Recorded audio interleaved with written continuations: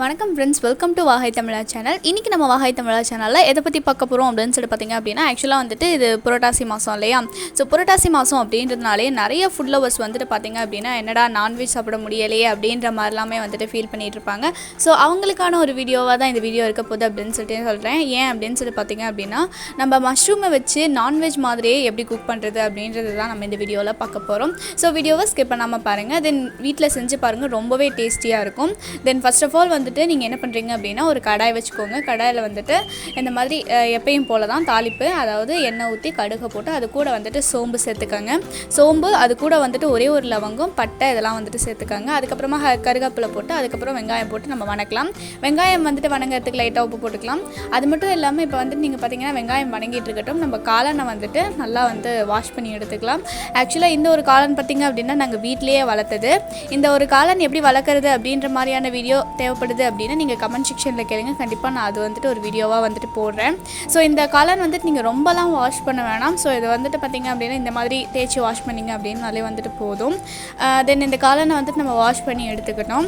தென் காளான் வந்துட்டு போடுறதுக்கு முன்னாடி நீங்கள் தக்காளி வந்துட்டு ஒரே ஒரு தக்காளி, எனக்கு வந்து இந்த காளானுக்கு ஒரு தக்காளி போதுன்ற மாதிரி ஃபீல் பண்ணேன்.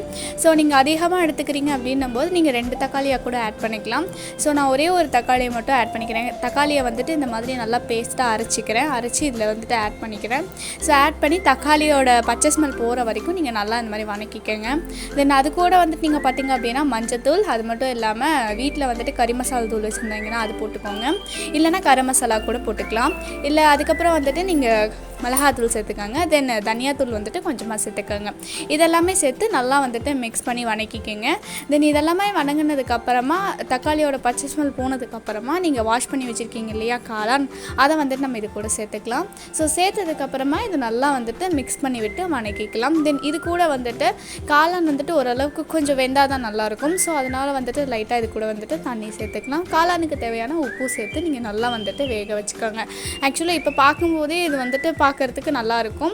ஸோ இது வந்து வெந்ததுக்கப்புறம் இன்னும் வந்துட்டு நல்லா டேஸ்ட்டாக இருக்கும். உங்களுக்கு உப்பு வந்துட்டு எந்த அளவுக்கு தேவையோ அந்த மாதிரி வந்துட்டு சேர்த்துக்கோங்க. ஸோ ரொம்பவே நல்லாயிருக்கும். இதில் தேங்காய்லாம் எதுவும் ஆட் பண்ண தேவையில்ல.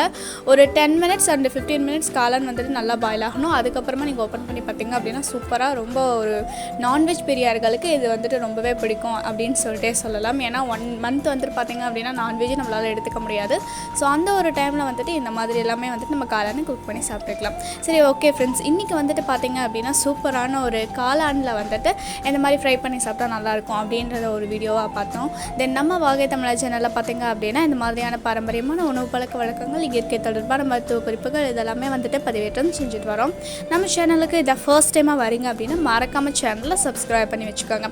அப்போ தான் நாங்கள் இந்த மாதிரி அப்டேட் பண்ணக்கூடிய வீடியோஸ் உங்களுக்கு நோட்டிஃபிகேஷனாக வரும். ஓகே, அடுத்த ஒரு வீடியோவில் பார்க்கலாம். தேங்க்யூ.